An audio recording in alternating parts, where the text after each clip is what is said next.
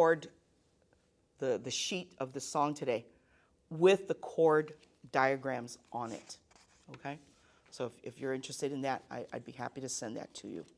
Okay, so thank you very much for joining the beginner ukulele class. And again, if you have any questions, any comments, I welcome them.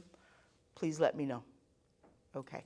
All right, so now we got the Beyond Beginner group starting. Let's bring all those folks in.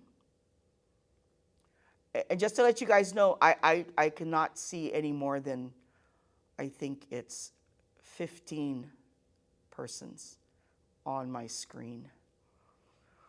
So if you have any questions, you have on the bottom the ability to wave so that Crystal can bring you in. You can also type out your question if you have any questions, and Crystal will convey the questions to me. I see some familiar faces already. How's it going, guys? Everybody had a good 4th of July? Hope it was quiet and that your animals weren't terrified. Mine slept through the whole thing. Okay. All right. I don't think the microphones are off yet, so that's a good thing. For the Beyond Beginner group, how'd you all do? You had a whole month to practice what we covered in the last session, which, if I recall correctly, was about the different picking patterns, right? To try to emulate strum patterns as well. Did you guys have fun? Are you almost at pro level now doing this? No? So first like, no. I hope you use the techniques to play the songs that I know you all have in your library of tunes, because they're all applicable that way, okay? Because what I do like to try to do, because I don't want this to be, like a play along, a strictly play along. I want you to use techniques, different techniques that will make playing music more interesting for you. Okay? Any questions or comments about what you've been able to do over the last month? Can't believe it's a whole month since we had our last session. Anybody? Anybody? Anything? Anybody want to demonstrate how well they've done over the last month? Yeah. Lots of smiles and lots of shaking of the heads. That's good. Okay. All right. All right. Is there anything that anybody would like for me to review? Nope. Are the microphones off? Are your mics are all off, huh? We're all muted. Okay. You should be open now. Okay. Does anybody have any questions, any comments about what you did over the last few weeks? No? You're all good? I see something. Okay. All right. So let's get started on leaving on a jet plane. Cheryl asked me last month. She provided me some topics that she thought would be good for the group to cover. One of them was suspended chords. What are suspended chords? So did everybody get to the handout for today's session, today's segment? Yeah. There, this one. Should be this one. You don't have the pink. That's my pink. Okay. So I thought I'd grab this song because this song has a lot of suspended chord movements in it. And suspended chords, I use them a lot. I do a lot of composing, just melodic composing. And suspended chords really help to lift up a chordal or a chord progression. It also allows the ear of the listener to break from the monotony of a chord progression, right? You can do C, F, C, F, C, F, and after a while it just sounds totally boring. You don't want to listen to it anymore. So when you add these kind of broken chords or these add-ons, it actually causes the ear to take notice. And all of a sudden, that person's not so bored, okay? So it is a device that is used, and you know, you'll hear it in professional recordings. You'll hear it. Carla? Yes, yes. I don't know if it's just me, but when you're talking, there's all this like static. Is it Oh, just me? I don't know. Does everybody else hear static? Oh, okay. I'm getting static too. Okay. I don't know if it's this. I don't know if it's this. Oh, no. You know what I know? I know what it is. Okay. There's a couple other folks that are saying, yeah. Is that better, folks? Can you hear? Is there still static? Not you or the Okay. Okay. Let me play some ukulele and tell me if you can still hear that static.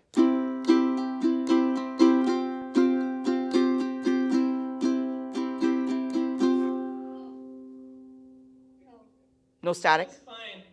Okay. It's only you're speaking. It's Yeah, only when when I'm you're speaking. speaking. Is it happening right now as I'm speaking now? Yes. Okay. Okay. All right. So it might be the mic. It might be the placement of my mic also. Hold on. No, it's Zoom. The audio is fine. Okay.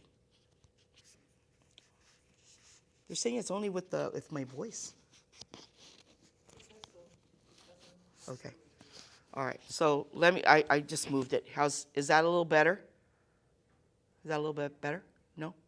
Okay. Okay. Well. It's Zoom, so there's no. Yeah. It's Zoom. Unfortunately, you know, it's that what do they call it? Latency. That latency problem that we all have with Zoom. You know, I like Zoom personally, but you know, when we have these larger groups, then of course things start to deteriorate. So, okay. So I apologize for that. And hopefully, if you need to review this, you can do that by looking at the YouTube recording. Okay. And then don't hesitate. You know, just wave if you want me to repeat something. Okay. So we were talking about suspended chords. And they do add interest. They add a kind of not necessarily melancholy atmosphere to a chord progression, but it does signal to the ear there is a bit of a change in what I'm hearing, whether it's harmonic or melodic. There is a change that I'm experiencing. Okay, because as I've said before, all chords, no matter what the chord is, there is an emotional value to the chord. So when we bring these tones together, sometimes it creates dissonance. And sometimes dissonance is not necessarily completely unpleasant. It's simply dissonance. It's different. The frequencies are kind of bouncing off of each other and creating a bit of discomfort, but not an unbearable discomfort sometimes. Okay, just depends on how tastefully you bring these tones together.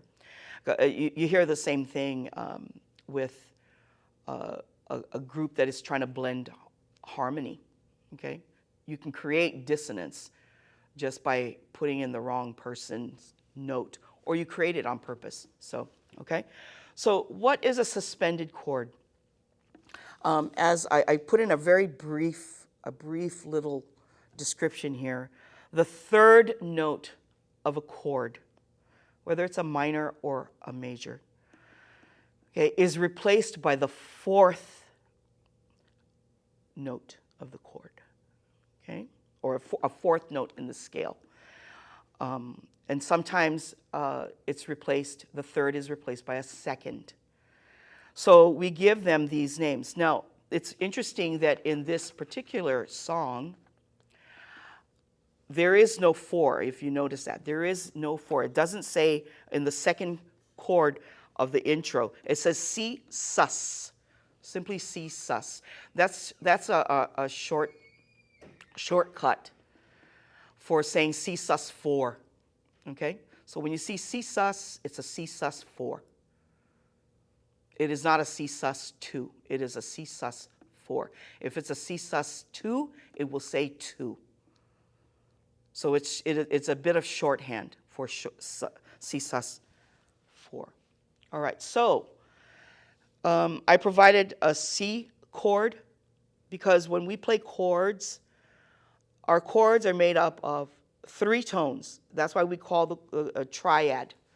It's a triad of notes. So with the C chord, the 1 is the C, and the 3rd degree of C is an E. Okay, so C is 1, D is 2, E is 3. So there's our 3. And if E is 3, F is 4, G is 5. Right? And if you recall, looking at this sheet, right? You guys have had this sheet in your library for a while. See these notes right here? Or right here. See your C? 1 is the C. 3 is the E. It does say it's a minor, but don't worry about that. Just look at the number. E is 3. G is 5. So that's how we get the numbering system. So the triad of notes for the C chord is the 1, 3, and the 5. Okay, that's how it's described here for you, right? The 1, 3, and the 5, the C, the E, and the G. So in order to create a suspended chord, we replace the 3 with a 4. So in the key of C, again, we said, right, C is 1, D is 2, E is 3. We're taking the 3 and we're going to now replace it with the F because it's the 4. Okay? That's how that works. That's how it works. That's all you did. You took the 3 and you replace it with a 4. Is that you, Malia? Yes, can Yeah. I ask a quick Yeah, question? go ahead. Is that why it's called sus4? Yes, yes. And I'll explain to you why it's called sus. Sus is short for suspended. We're going to suspend this note because literally what we've done is in working with the triad, right? The C, E, and G. Those are the 3 notes of the triad. We are lifting up the E. We're lifting it up. That's all we're doing. So it's lifting up that melodic movement or the harmony movement. So this is what it looks like when we play a C sus4. So you notice that my finger is still here on the C, right? I got 2 C's when I'm playing the C chord. I got this one here on string 3, and then I've got this one under my ring finger on string 1, fret 3. So I got 2 C's. This one and then the higher octave C. So my C major. Now I'm going to play a C sus4. To this C chord, I'm going to add the 4, which is the F. So do that. Play that a few times. All right, and return now to the C major. So restore the E, right? All you've got to do is take your finger off of that F. You now are returned to the C major. All right, so C sus4, and let's play the F.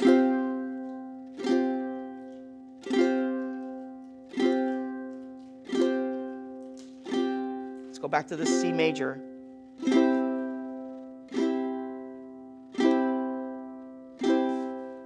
Okay, so you hear the lifting, but it's somewhat vague because here you're playing an F with the C, But you're not playing an F chord, are you? They're playing the root note of the F chord.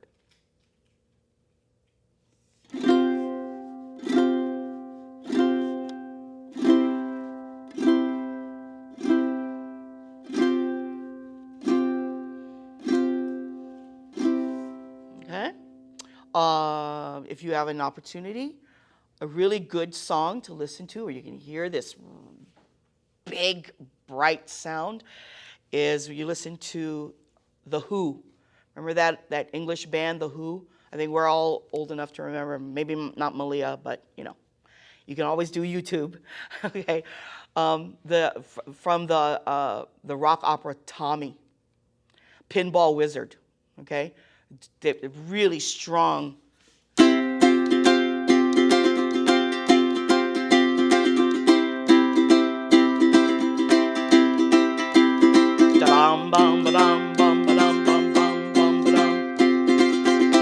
Okay, Tommy.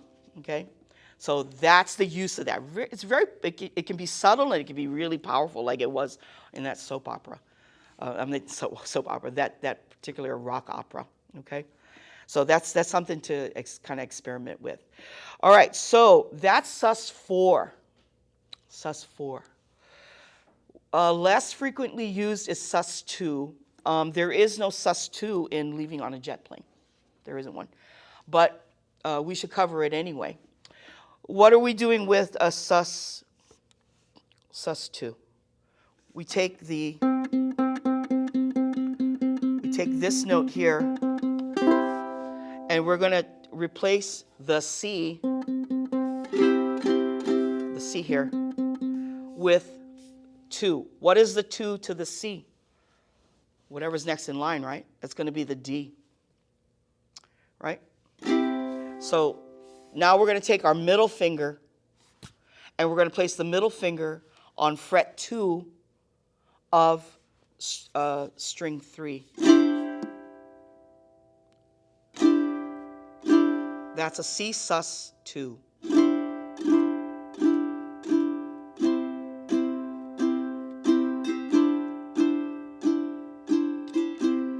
Isn't that pretty? Does that sound familiar to anybody? Does it harken any memories? Why do birds? Yeah, that old Carpenter song. Close to you, So that's a movement that's similar. Okay, so that's just adding a D. So you're adding a major second to it. All right, so you see here on your sheet, right? The 1, and here's the 2. You add the 2 to the C. Okay. All right. So let's get to Leaving on a Jet Plane. And like I always advise, make sure that you study your sheet first, so that you know where the changes are going to be happening. And let's go over this real quick, because we talked about where the bar markers are, right? This song is in 4/4 time, like it says up here, 4/4 time. That means 4 quarter beats, right? That's your basic foundation of it if you're going to strum it. 1, 2, 3, 4. Or if you're just going to do one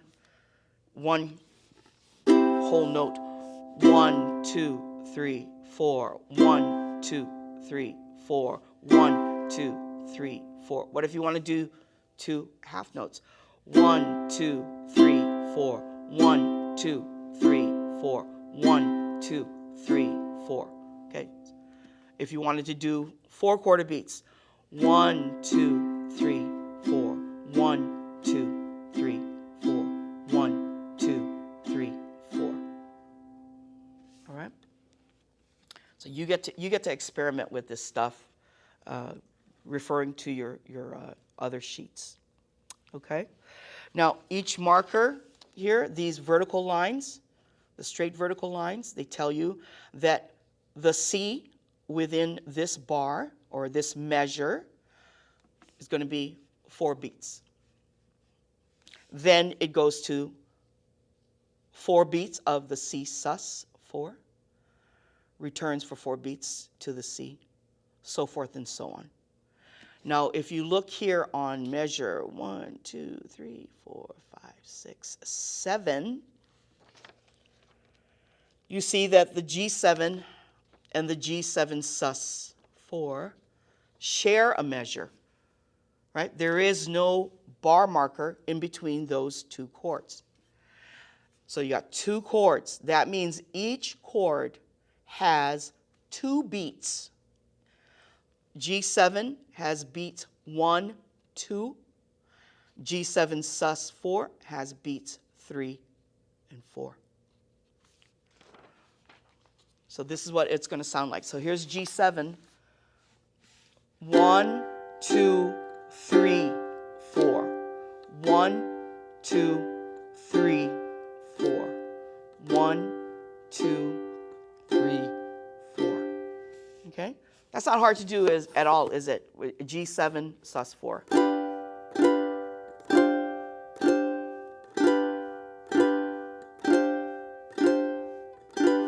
Okay? So just as we described, we took the 3 of the G chord, the G scale, which is B. Right? That's the note that's under your ring finger. Replaced it with a 4. Right? Let's look at this again. 1, 3. I'm sorry. B. The B is the 3. And there is the 5, the D. The D, which is under your middle finger here when you're playing the G7. Okay, you have a G here. That's the open note, the open string. That's your G. That's your root. So you got the 1. A is 2, and the 3 is B. And here's the 5. So now we're going to suspend the 3 here, replace it with the 4.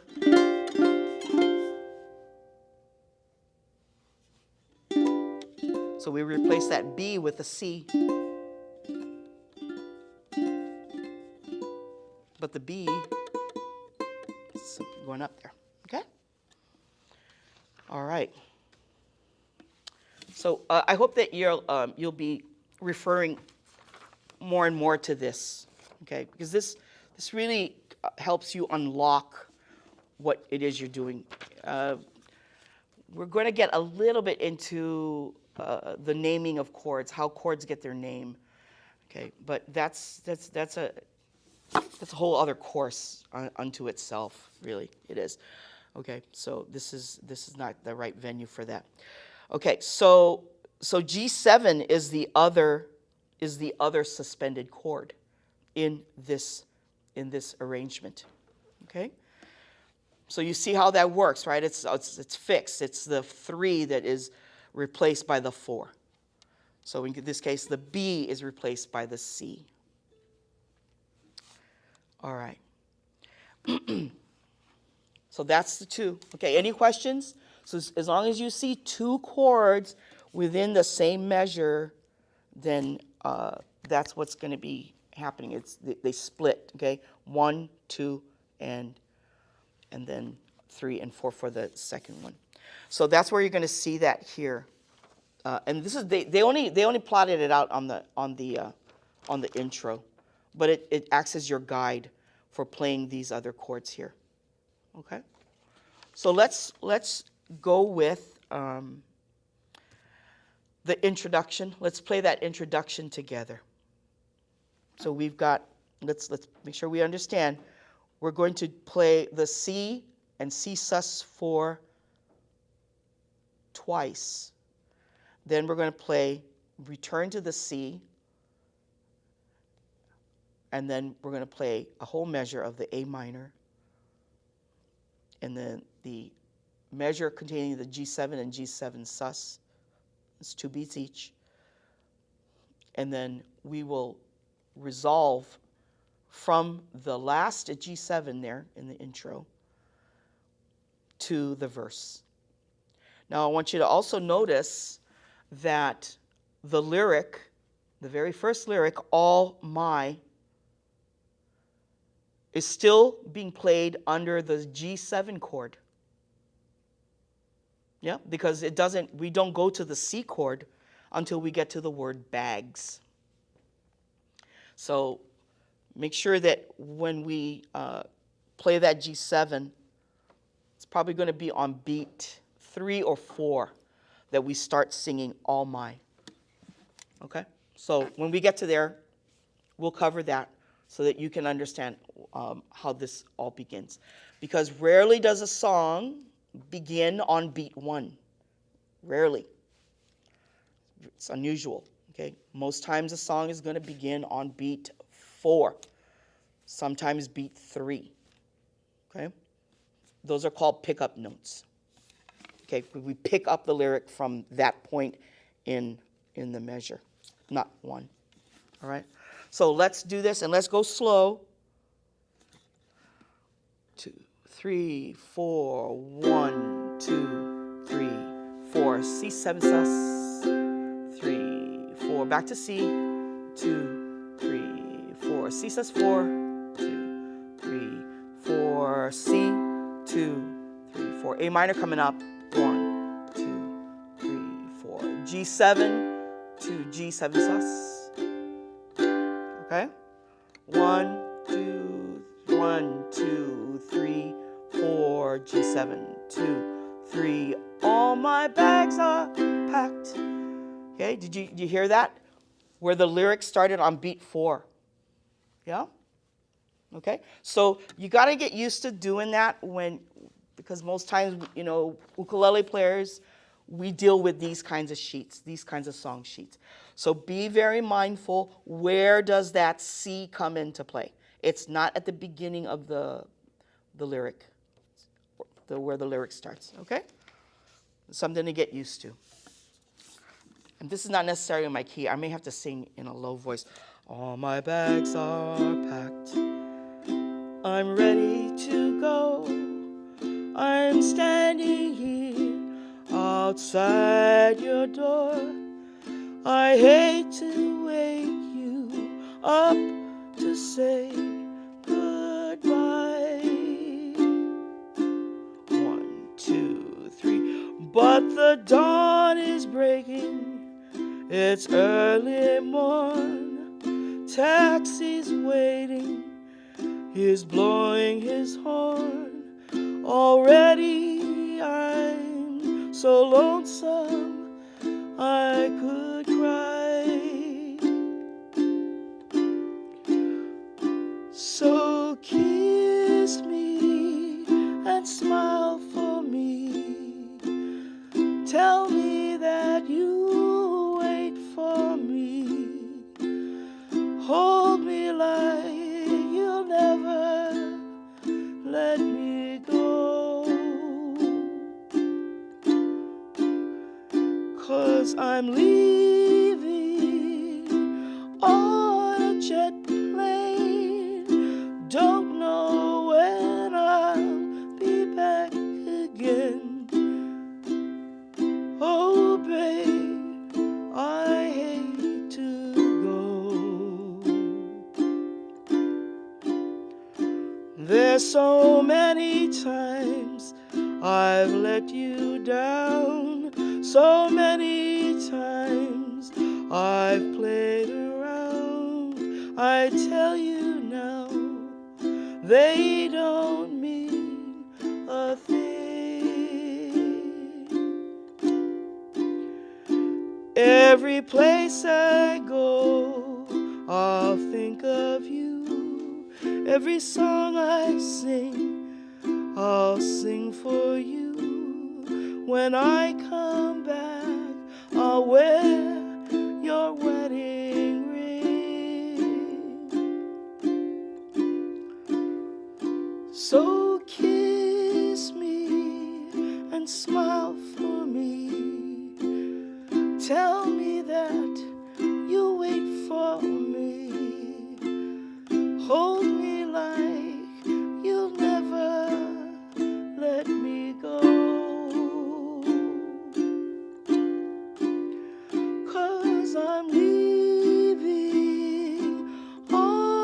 jet plane. Don't know when I'll be back again. Oh, babe, I hate to go. Now the time has come to grieve you one more time. Let me kiss you, then close your eyes. I'll be on my way.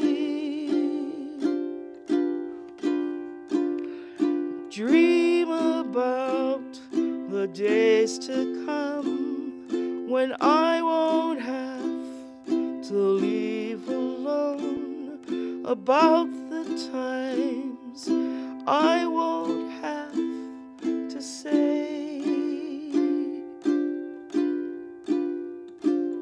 So kiss me and smile for me. Tell me that you wait for me. Hold me like you'll never let me go.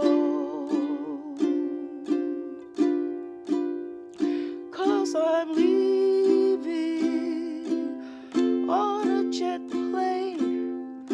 Don't know when I'll be back again. Oh, babe, I hate to go. 'Cause I'm leaving on a jet plane. Don't know when I'll be back again. Slow it down. Oh, babe, I hate to go.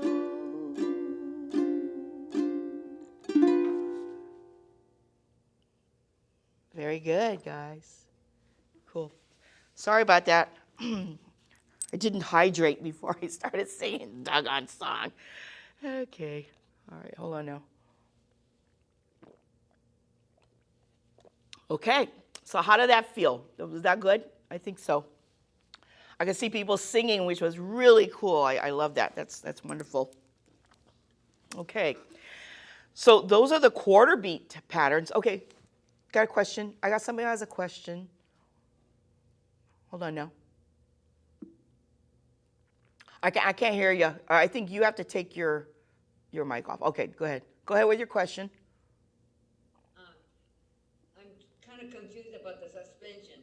Now, when you're playing the G chord, G7, G suspension, you hit a C. Yeah, you're moving your B, which is on fret 2 of string 1, and you're moving it up to the C. What I'm saying is, do you play the G7 chord and hit? Yes, you do not leave the chord. You keep the chord shape, the basic shape of it, and all you're doing is moving this B up to the C. Okay? Question about that. Carla, is Yes. it terrible to add a pinky? Or should I be moving over my ring finger? No, you can whatever makes it easier for you. Some people do that. That's not a problem. That's just the shape of a chord is going to kind of dictate how you handle it. Crystal, is it possible for you to do a close-up? Yeah, let's do a close-up of that. Okay, here we go. Can you see that better now? Can you see that better now? Okay, good. Okay, so here's our G7, right? Here's G7. So if you're going to use your ring finger, what you're going to do is you're going to move your elbow down so that it's going to accommodate this movement. Usually when you make a G7, you have to lift your elbow up a little bit for a G7. That's just natural. It's also safe. It's safer to do it that way, okay? Instead of trying to bunch everything up. Do that, okay? And it's basically to accommodate this finger, the ring finger. When you're going to use your ring finger to play the C, you notice I'm still holding on to my D. I'm holding on to my F. all I'm doing is I'm bringing my elbow in so that my ring finger can now slide out to the C. To C.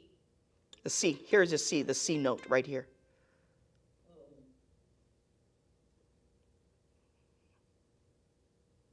Okay, there's my. I think what's confusing me is that you have your hand on the G7 chord. Yes. And then you're. And here's my B. F and, no, I'm using, right. here's my, I'm only working with my ring finger only. That's the only one that's moving. Because all we're doing is moving from the B to the C. Right? I think I'm gonna move up a little closer to the camera so that you can see what I'm doing. Okay. Hold on, I gotta get in the right position here. Is that better? Can you see that really close now? Here's my G7, right? Here's my ring finger, right? That's on the note that my ring finger is on is a B, which is the 3 to the G, okay?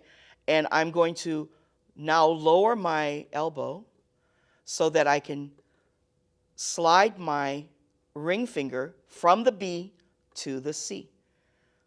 My finger, my middle finger and my index finger have not changed places. I've not lifted them up at all. I'm only moving one note over from the B. All right, as Malia pointed out, she uses her pinky to get to the C. So she keeps, I think you're doing that, Malia. You're keeping the whole G7 shape, right? Right. And then you're adding your pinky to the C. Yeah. To suspend it. Yeah. Both work. Right? They both work. You're not, remember what is the name of the chord that you're playing? A G7 going to a G7 sus4. And remember, the chords are made up of different notes, disparate notes. That's all I'm doing. I'm keeping this shape here, and I'm moving from the B to a C. Okay? And it's going to take some practice for you to accomplish that, because it's not necessarily a natural feel to it. You notice how easy it was to play the C7, the C sus. C sus4 was real easy to play. That was not a problem, and it's just the formation of the chord itself.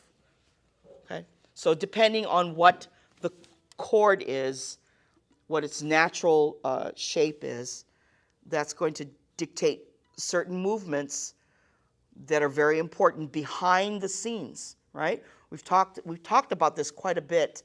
What is happening in the back of your ukulele is really important in order to be able to affect what you see on the front of the ukulele.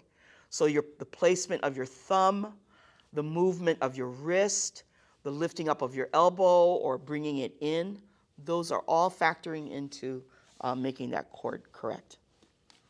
Okay? So that's something for you to practice.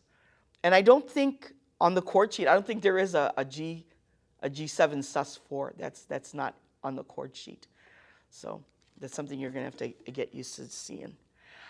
And I do have, like I offered to the beginner ukulele class, I do have the song sheets for those of you who want it or need it, with the chord diagrams that show the actual chords themselves. Okay, so if you want that, then email me, text me, do whatever to reach me, and then I will send it out to you. It's 2 pages, just so you know. Okay, it's 2 pages of that for that song. Okay, so for the strum pattern, we did the quarter beats. So we can make it a little more interesting if we dissected some of those beats. So I have two examples here of a mix, a combination of quarter beats and eighth beats. And so let's talk about how we can approach this. We've covered eighth beats before, and typically with eighth beats, we've got an up strum, right? Quarter beats, typically down strums. So how do we count them out? Quarter beats are 1, 2, 3, 4, right? Down strums. Down, down, down, down. When we inject eighth beats, then we're talking about the up beat between the down beats. So that would be 1 and 2 and 3 and 4. So that makes them eighth beats. Eighth beats, right? We subdivide the quarter beats, and then we make them eighth beats. So there are 4 quarter beats in a measure, 8 eighth beats in a measure. Right? So we double. So what does that sound like? And you can do that too. You just mute your strings so that you can hear it percussively. Mute your strings with your left hand, and let's do eighth beats. So that's going to be down, up, down, up, down, up. Okay, and we're going to count it out. 1 and 2 and 3 and 4 and 1 and 2 and 3 and 4. Okay, so now let's strum percussively. 1 and 2 and 3 and 4 and 1 and 2 and 3 and 4 and 1 and 2 and 3 and 4 and. Right? Let's do it with a chord. Let's do C and then C sus4 using eighth beats. Okay? 2, 3, 4, 1 and 2 and 3 and 4 and 1 and 2 and 3 and 4 and back to C. 2 and 3 and 4. C sus4. 2, 3 and 4.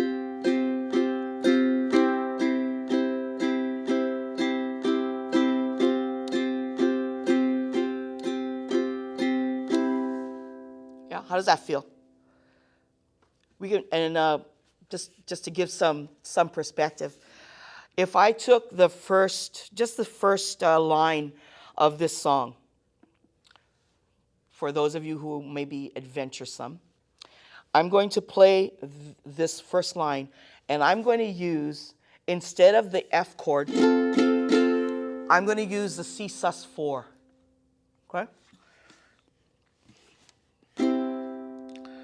All my bags are packed, I'm ready to go. I'm standing here outside your door. Doesn't that add a whole other flavor to the song? Right? Okay. So that's the kind of stuff that you should be experimenting with. Okay? Do not lock yourself into quarter beats. The other thing too, I think that's my purpose in life, is to get people to stop playing only the island strum, that calypso, down, down, up, down. Build your repertoire. So I am purposely not putting the calypso beat thing in here, okay? So just so you know.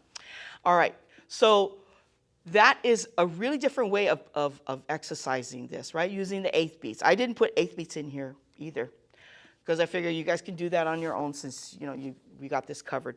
But what if we took quarter beats and eighth beats and we brought them together? So this very first example here under the quarter and eighth beat strum patterns, it's good for us to say it out loud. 1, 2, 3, and 4. 1, 2, 3, and 4. 1, 2, 3, and 4. Okay, so let's now do it percussively. 1, 2, 3, and 4. 1, 2, 3, and 4. 1, 2, 3, and 4. 1, 2, 3, and 4. Okay? Let's do it with a chord progression. C and C sus4. 1, 2, 3, and 4. 1, 2, 3, and 4. 1, 2, 3, and 4. 1, 2, 3, and 4. 1, 2, 3, and 4. 1, 2, 3, and 4. 1. Let's try it with the G7 and the G7 sus4. 1, 2, 3, and 4. 1, 2, 3, and 4. 1, 2, 3, and 4. 1, 2, 3, and 4. 1, 2, 3, and 4. 1, 2, 3, and 4, and C.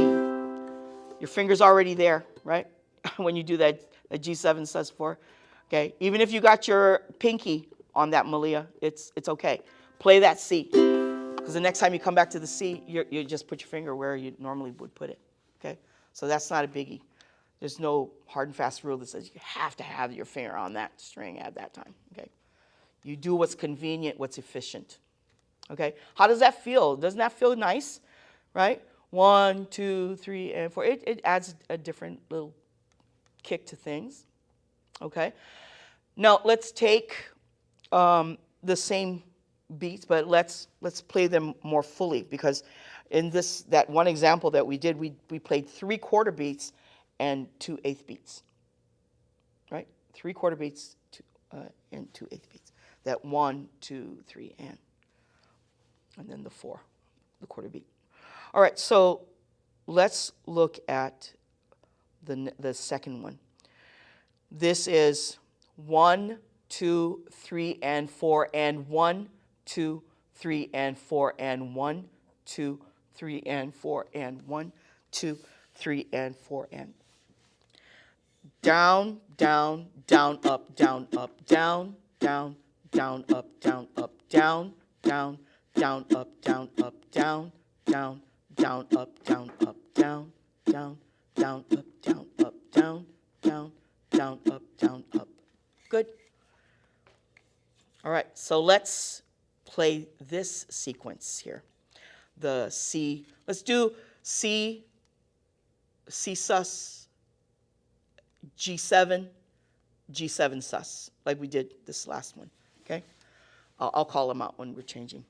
2, 3, 4, down, down. Sus. Back to C.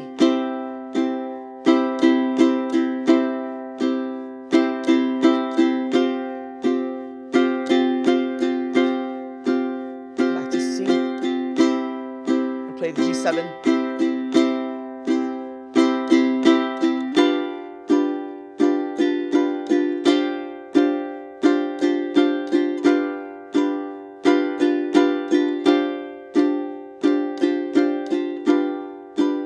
Back to C.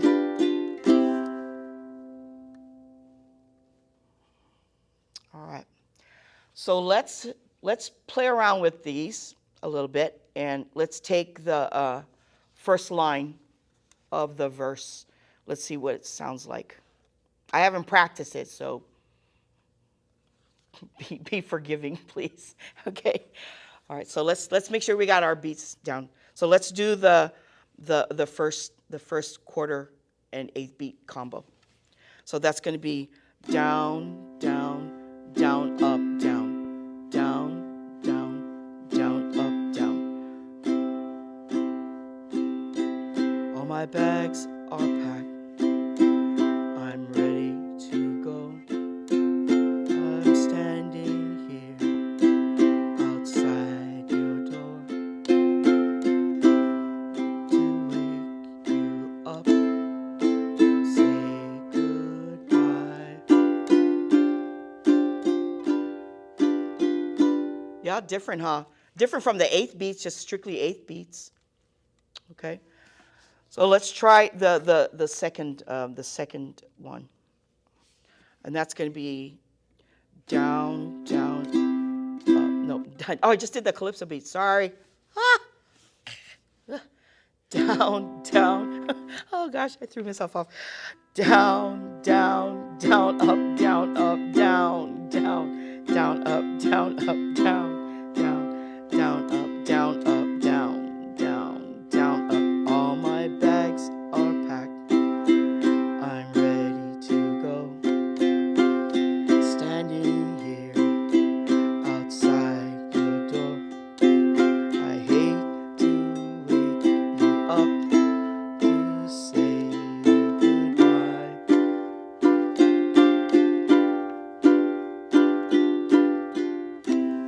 Yeah, very different, huh? Very different feel on these songs. I would suggest that as you practice this and explore these different techniques, flip them around. You can flip them around, certainly. What if you did 1 and 2 and 3, 4? 1 and 2 and 3, 4. 1 and 2 and 3, 4. 1 and 2 and 3, 4. 1 and 2 and 3, 4. 1 and 2 and 3, 4. Down, right? Down, up, down, up, down, down. Down, up, down, up, down, down. Down, up, down, up, down, down. Down, up, down, up, down, down. Let's try it. 1, 2, 3, 4. Down, I'm sorry. Down, up, down, up, down, down. Down, up, down, up, down, down. Down, up, down, up, down, down. Down, up, down, up, down, down. Down, up, down, up, down, down. Down, up, down, up, down, down. Down, up, down, up, down, down. Down, up, down, up. G7. Down, up, down, up, down, down. Down, up, down, up, down, down. Down, up, down, up, down, down. Down, up, down, up, down, down. Down, up, down, up.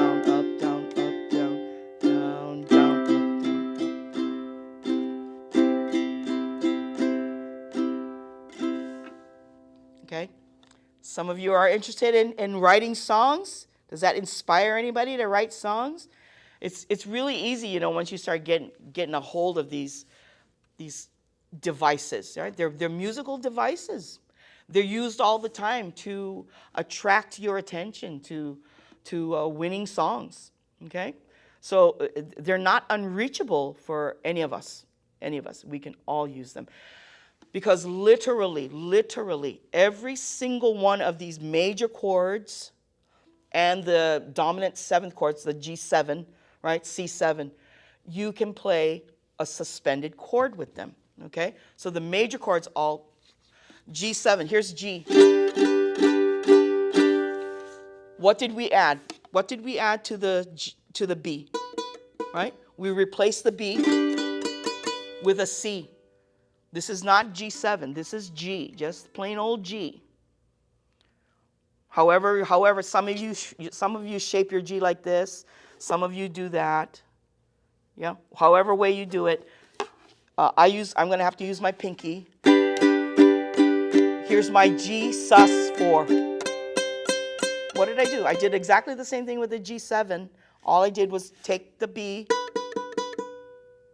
and make it a C.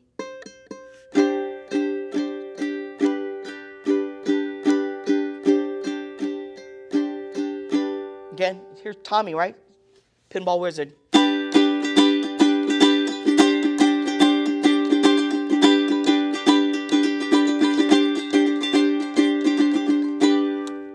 Right?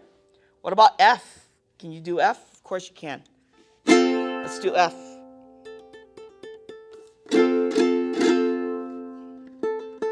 This is the 3 to the F is the A. On our ukuleles, we have 2 A's when we're playing the F chord. The one here on string 4 under your middle finger and the one on the bottom, or here on string 1. So how do we play F sus? Doesn't sound as pretty. So I'm taking my ring finger and I'm bringing it, the A, up to the B flat. That's one way to do it, okay? The other way to do it, which is harder to do, you got to practice this, because this is the more common one. And it doesn't sound very pretty. And that's to flatten your index finger so that it almost looks like a B flat. Almost, not quite. Okay? So, like I said, any chord can be made into a suspended fourth chord, or a suspended 2 as well.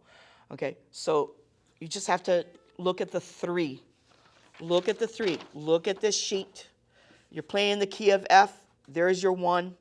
Your 3 is an A. Your 5 is a C. If you played it in the key of D, D is the 1. The F sharp is your 3.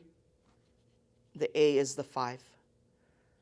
To make it a suspended 4, you're moving that F sharp, right? If you're in the key of D, you move that F sharp to a G. And what do? How do you know where you're going with it? You look here. If you're not sure, look on this sheet. That sheet tells you where you're at. Tells you where your fingers are placed. So that's going to help. I was telling the beginner group, if you hold it upside down like this, then it matches your ukulele exactly. You just got to get used to reading things upside down. Okay? But if you're reading it that way, I mean, this is the proper way to read this kind of thing. Don't ask me, I didn't write any of this stuff, right? I just read it. All right? So you can practice all these really cool chords that you can play with. It just makes life more interesting. Makes a song more interesting to be able to play that. Okay? And where we hear the suspended, the dominant 7th chords is when it's being played as a 5. Okay? The 5 here, like on this sheet, the C, right? The 5, 7th is here. It's the 5. So that's what you're going to do. So that's what we did. When we look at the song, Leaving on a Jet Plane, the G7 is the 5. If we just looked at the melodic notes, we're playing something in the key of C. And all we're doing is we're playing basically the 4 with the F, right? The 4 is an F. The 4 is the F. Okay? Then the next chord change is the A minor. That's this guy. That's the 6. The A minor is the 6. And then you have the G7. That's the 5. So if I called out the chords, I said, okay, we're going to be playing this song in the key of C. It's going to be a 1, 4, back to the 1, a couple of 3 times. And then we're going to play the 6. That's the A minor. And then we're going to close out that verse with the 5. Okay? That's how we talk in a music studio when we're recording. Okay?